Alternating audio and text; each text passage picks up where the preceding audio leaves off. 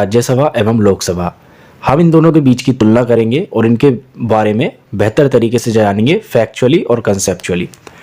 तो उससे पहले आप जानते हैं कि संसद के, ये राज्यसभा एवं लोकसभा संसद के अंग हैं। तो संसद के मुख्यतः 3 अंग होते हैं, यानी कि 3 अंगों से बनकर संसद बनी होती है, जिसमें शामिल है राज्यसभा, लोकसभा एवं राष्ट्रपति। राष्ट्रपति इसलिए होते हैं क्योंकि संसद द्वारा पारित कोई भी बिल जब तक अधिनियम नहीं बनता, तब जब तक कि उस पर राष्ट्रपति अपने हस्ताक्षर नहीं कर देते। ठीक है, इस प्रकार संसद राज्यसभा, लोकसभा एवं राष्ट्रपति से मिलकर बनती है। अब बात करते हैं हम राज्यसभा एवं लोकसभा की। तो राज्यसभा जो है हम जानते हैं राज्य का प्रतिनिधित्व करती है और लोकसभा आम जनता का प्रतिनिधित्व करती है संसद में। तो राज्यसभा संसद का उच्च सदन है, इसे द्वितीय सदन भी कहते हैं और इसे वरिष्ठ सदन भी कहा जाता है। लोकसभा संसद का निम्न सदन है और प्रथम सदन है और इसे लोकप्रिय सदन भी कहा जाता है। राज्यसभा के सदस्यों की अधिकतम संख्या 250 है, परंतु वर्तमान में सदस्यों की संख्या 245 है। लोकसभा में अधिकतम सदस्यों की संख्या है 552, परंतु वर्तमान में सदस्यों की संख्या 545 है।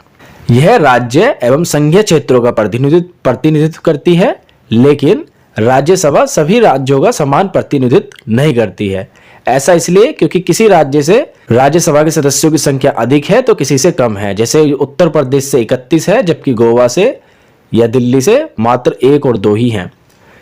और लोकसभा यह समस्त जनता का प्रतिनिधित्व करती है। राज्यसभा में राष्ट्रपति द्वारा 12 सदस्यों को मनोनीत किया जाता है। लोकसभा में राष्ट्रपति द्वारा आंग्ल भारतीय समुदाय के 2 सदस्यों को मनोनीत किया जाता है।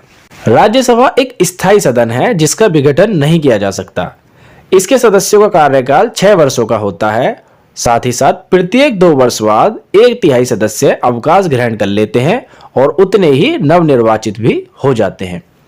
बात करें लोकसभा की, तो लोकसभा स्थायी सदन नहीं है तथा इसका कार्यकाल 5 वर्षों का होता है।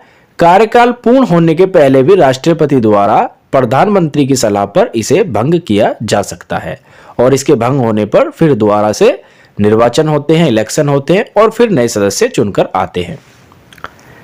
राज्यसभा के सदस्यों का चुनाव अप्रत्यक्ष रूप से अनुपातिक प्रतिनिधित्व के आधार पर खुली मतदान प्रक्रिया द्वारा होता है, जबकि लोकसभा के सदस्यों का चुनाव व्यस्क मताधिकार के आधार पर प्रत्यक्ष रूप से गुप्त मतदान प्रक्रिया द्वारा होता है। बात करें मनी बिल की, बजट की, तो ये राज्यसभा में प्रस्तुत नहीं किए जा सकते। मनी बिल यानी जो धन विधेयक होते हैं, ठीक है, ये राज्यसभा में प्रस्तुत नहीं किए जा सकते। और ये धन विधेयक या जिसे इंग्लिश में मनी बिल कहते हैं, ये केवल लोकसभा में प्रस्तुत किए जा सकते हैं। मंत्रिपरिषद जो होती है वो राज्यसभा के प्रति उत्तरदायी नहीं होती है।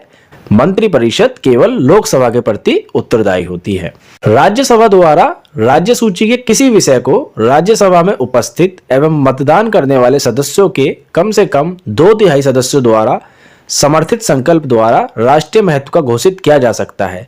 यानी राज्य सूची के किसी विषय पर राज्यसभा यदि 2/3 मतदान करके संकल्प पारित कर दे तो उस पर फिर संसद भी अधिनियम बना सकती है, चाहे वह राज्य सूची का ही विषय क्यों ना हो। लोकसभा को यह अधिकार प्राप्त नहीं है।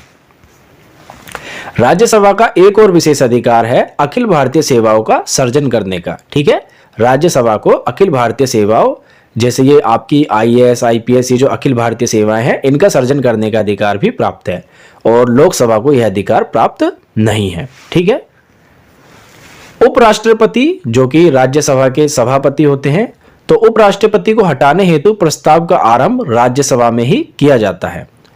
लोकसभा राज्यसभा द्वारा पारित प्रस्ताव का अनुमोदन करती है।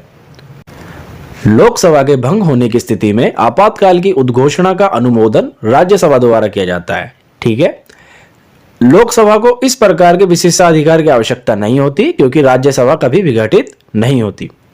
राज्यसभा का सभापति इसका सदस्य नहीं होता, यानी कि इसके जो पदेन सभापति होते हैं वो उपराष्ट्रपति होते हैं और वो राज्यसभा के सदस्य नहीं होते, जबकि लोकसभा के अध्यक्ष इसके सदस्य होते हैं तथा इनका निर्वाचन सदस्य द्वारा किया जाता है।